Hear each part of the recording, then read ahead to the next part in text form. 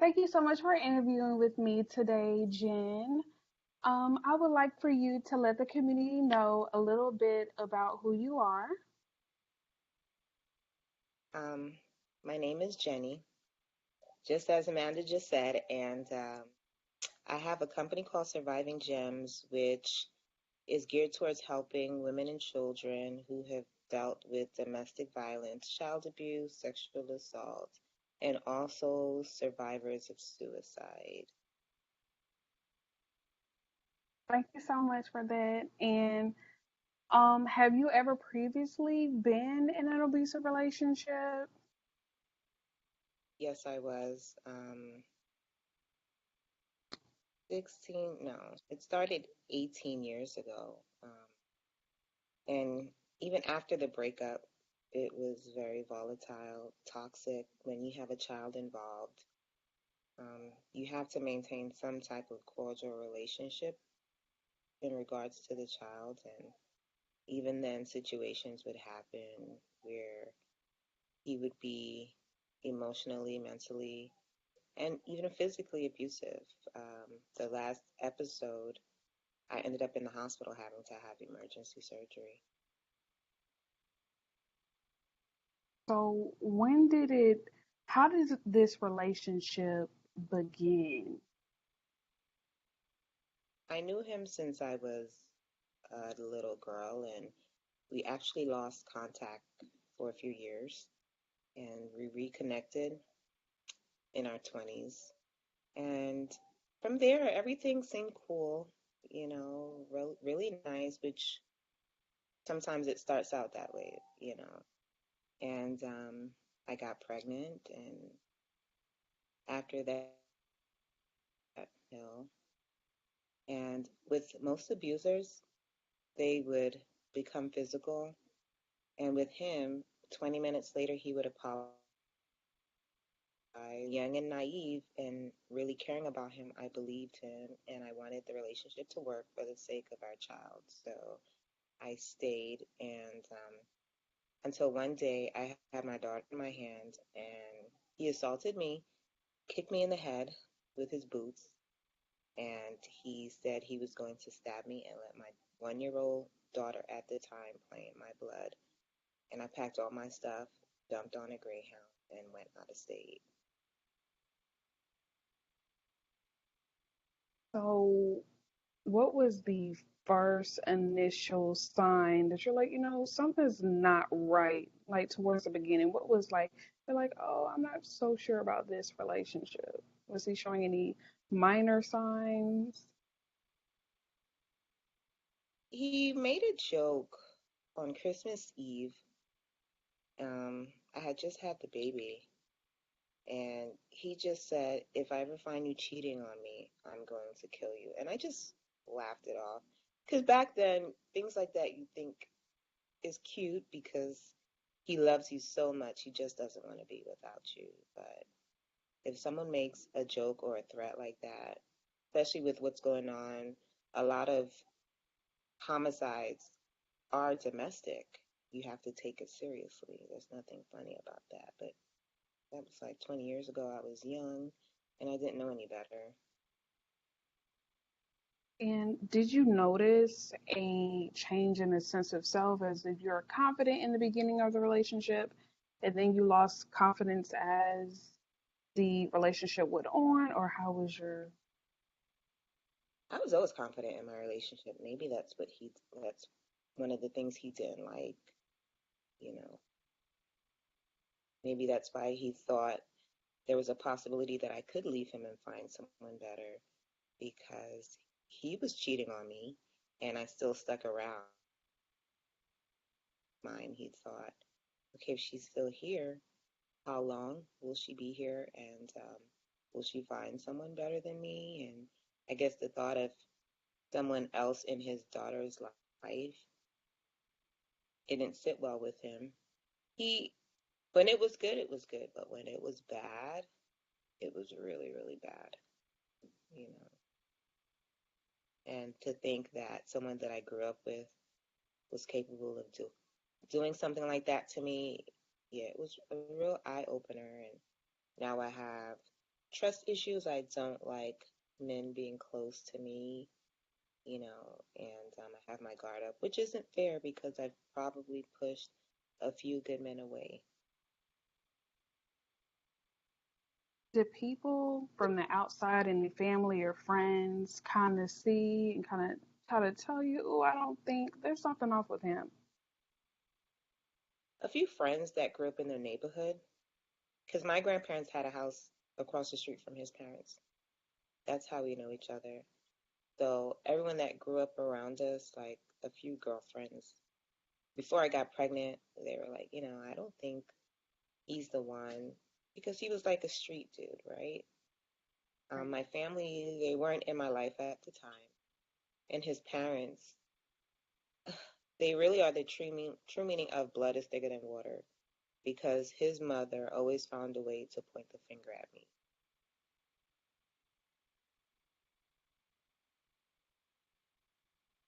So,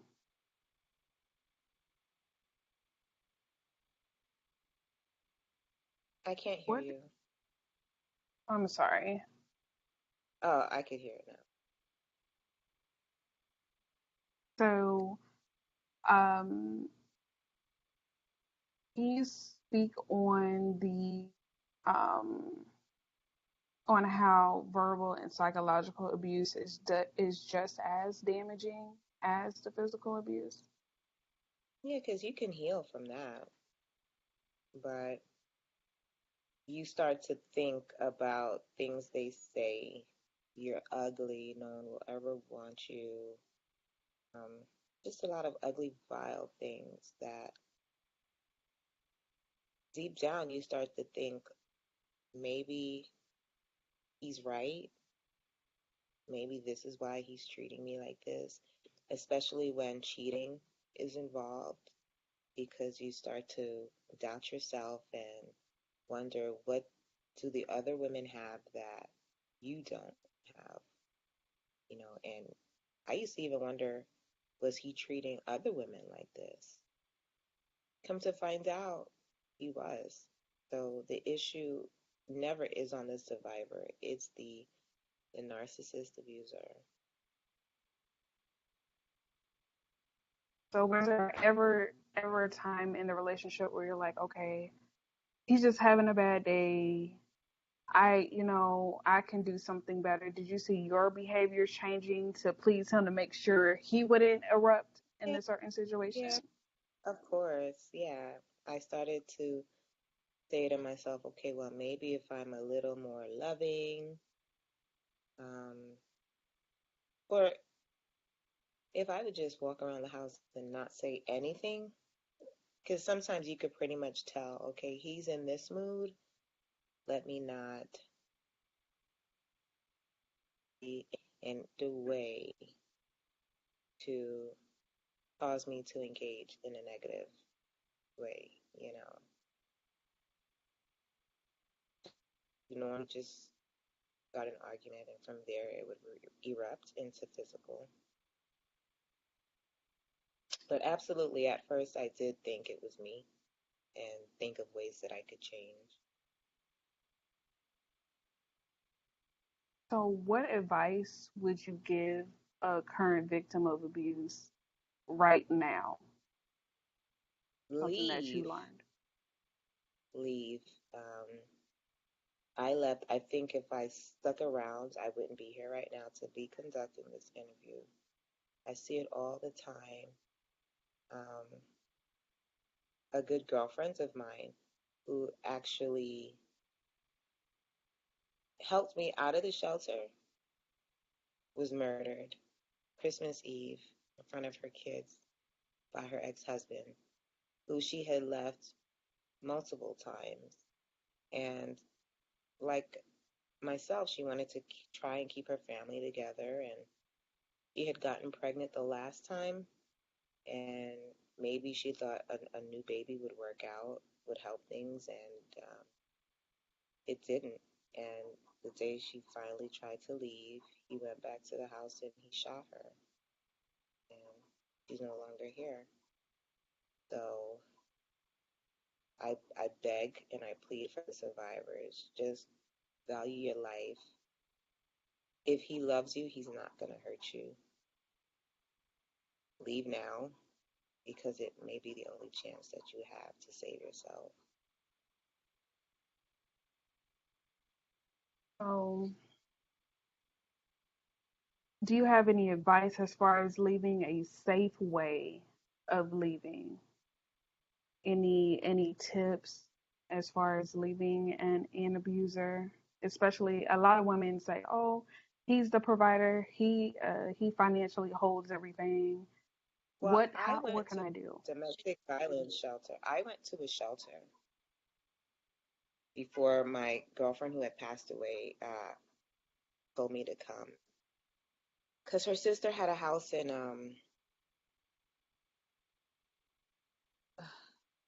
I want to say it's near Decatur, Conyers. She had a house in Conyers, and her sister had just went through a divorce. So she said she didn't want my daughter, which is her goddaughter, and I in a shelter. So I left and I went back to Atlanta and I got myself together. But thankfully, I had someone that I could share with and she could help me. Most people don't share these types of things. And even if they do, a lot of people don't know how to get involved. In most, like my generation, sometimes we grow up seeing our parents go through it, so we think it's normal. So we don't get involved intensively. But you have the domestic violence hotline if you're involved in a church, speak to your pastor, that there is a safe haven. I wouldn't recommend someone staying because he's um, the sole provider, you know. And some shelters they do help you find a place after your time is up, but the first step is just reaching out and asking for help. No one's going to help you if they don't know what you're going through. And this is not something that you should go through alone. I emphasize there is help out there. And and also, can you give survivors advice on the fear that he or she is still going to come after you leave, and how you dealt with that?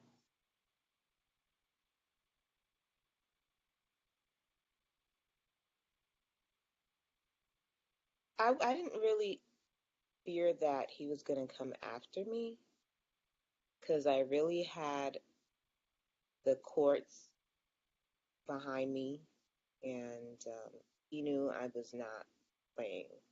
And he had been in jail a couple of times, and he knew not to even breathe my way.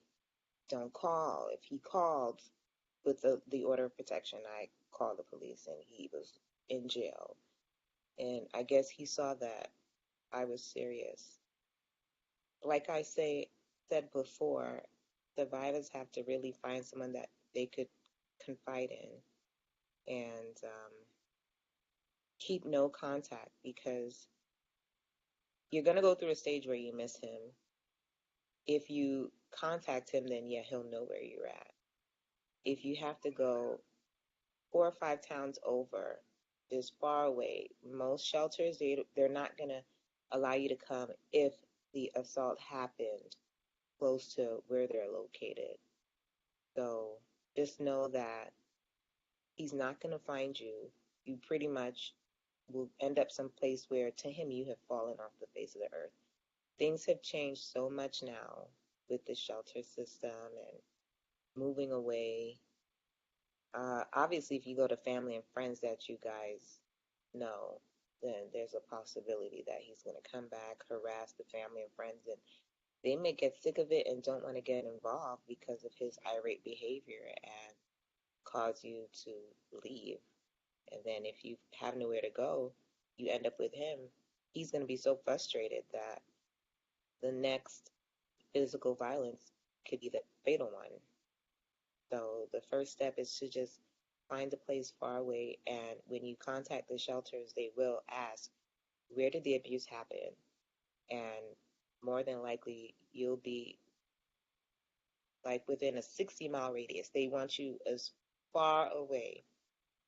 Some shelters, like in LA, they confiscate your phone and your laptop because most men are like tech savvy, and they will put a trace on your phone so they know where you're at. On your car, they won't allow you to park your car anywhere near the shelter. So I think now there are so much safety measures that they take because through the years they had to kind of tweak the system. They would allow women to come to the shelter in the same city, and the guy who knew of the shelter would come and would assault the woman there. And sometimes it was, unfortunately, it was fatal. So, like I said, you're not going to get the help unless you contact someone and you tell them and you let them know, look, he's capable of doing this, and they will do whatever it is that they can to get you out of that situation and into a safe place. But you have to make the first step.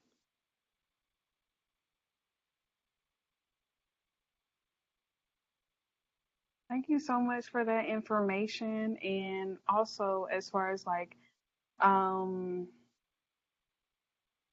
your foundation, so just want you to speak a little bit about that and how you Well, begin. I'm working on an event right now, in honor of Domestic Violence Awareness Month. To close it out, I'm going to have a few women in the LA area, just know what it feels like to be honored. I'm going to have a makeup artist, photographer, going to be catered, um, and a photo shoot as well. And I just want them to know that whatever he put you through, remember I said my abuser would say things to me and my self esteem would trickle down. I want them to be gifted with the photo shoot and the makeover. And every time they look at the pictures, they will know that whatever their abuser said and what he put them through, you surpassed that, you overcame that, you're a survivor, you're a gem. Pressure makes diamonds, diamonds don't break. And their picture will be a constant reminder. We're going to sit, we're going to talk about our experience, encourage each other, and hopefully they'll pay it forward. They'll find the strength like I did to help other survivors, men and women, because women aren't the only ones that go through this. I started it because I feel like I just was at a low point in my life. I was fighting for custody of my daughter, and I became really suicidal. And once everything was in my favor, I still went through a depression because I was thinking, why me? Why did I have to go through all of this?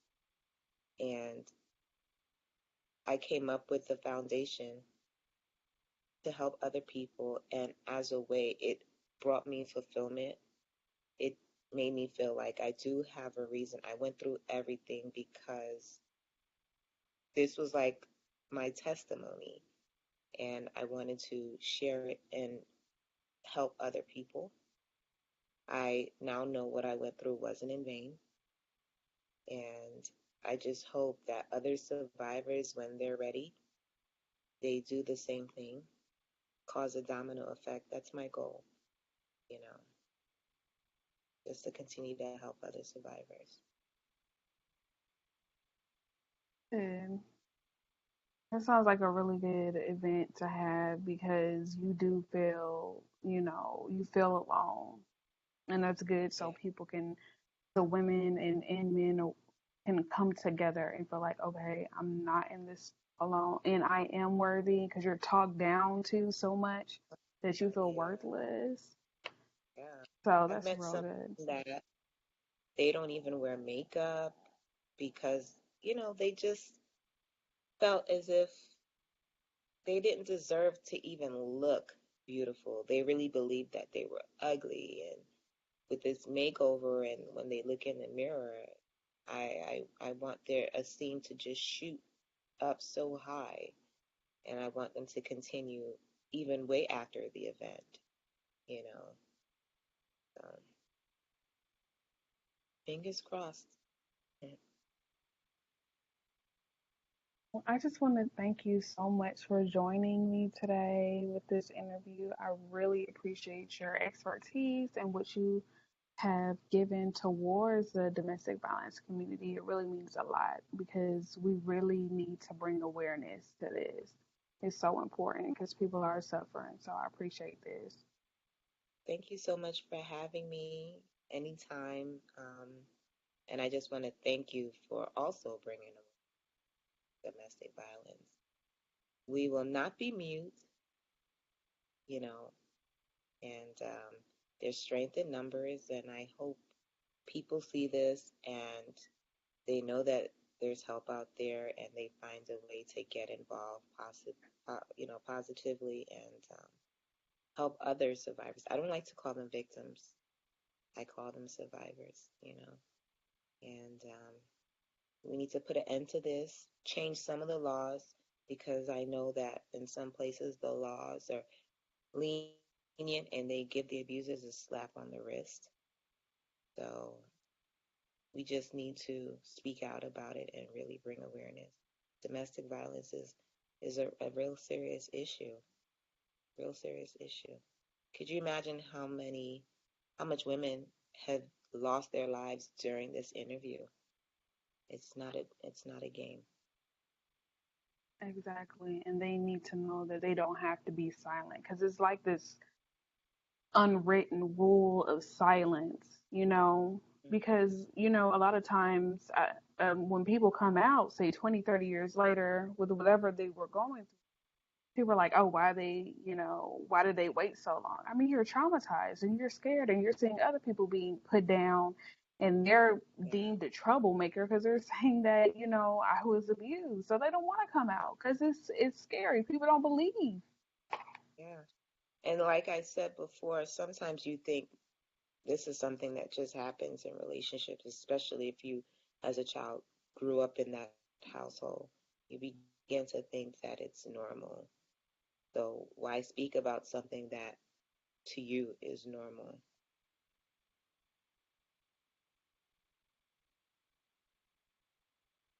Yeah. Out again. Right. Can you hear me? Yeah, I Yes, can hear you now now. I can hear you. But yes, thank you so very much for this. I really appreciate this. Thank you for having And me. and hopefully we get to hear more about your events coming soon. And Oh, I'm going to share it within the next week or so on social media. And yeah, I hope people participate. It's totally funded by me. And like I said, it brings me fulfillment, it makes me happy, it makes me feel as if what I went through wasn't in vain. Everybody has a purpose. You have a purpose. I have a purpose. The next survivor, she has a purpose, and that's what I want to bring out in everyone. You know, I don't want, even after they escape their situation, to just sit in a corner and be depressed about it, because that's not going to help. He's still winning. He's still in control if you feel that way. So my mission is to change that. also, thank you so much for this. And do you have an IG that people can follow you on to could know more about you? Yes, it's at Surviving Gems, SurvivingGems. And the Facebook is Surviving Gems. I have a Facebook group and a like page. My book is coming out towards the end of the year, and it's just my journey, just my life journey, and how I overcame everything. And I want people to take from that, in the end, is your past does not define you. Like you can get out of any situation. Because I wasn't just in a domestic violence situation. My life was just filled with turmoil, and it started at home. So I just want people to just read and look at me and know that if I could do it, so can they. And I just want to continue to empower everyone, you know.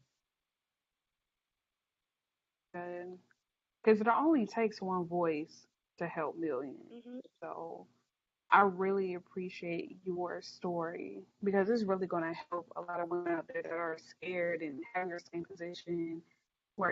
They're in the same position now. They're like, okay, I'm able to get over this. When they see somebody that they can look up to, it's like, okay, I can go Hmm. through Hmm. this.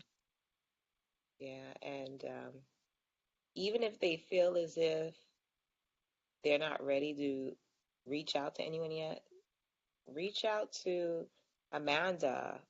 DM, it's confidential. Reach out to me. I have women do it all the time. Give them the best advice that I can. I'm not a licensed therapist, but I let them know what I went through and my opinion. And you can either take it or leave it because at the end of the day, only you know the severity of the situation that you're going through. But if you don't even want to reach out to a friend or family member or the authorities or the hotline because you're not ready to go into the shelter, you can reach out to me, DM me, and I will try and my best to find you the best resources in your area. And we'll work together to make sure you're in a safe haven. Thank you so much. I really appreciate everything. Thank you for having And me. and you've been such a light. I mean, I'm so excited for what you're about to do and excited for your book when it comes out. I'm going to be Thank very you. excited to read it. So, Thank you. I appreciate the support.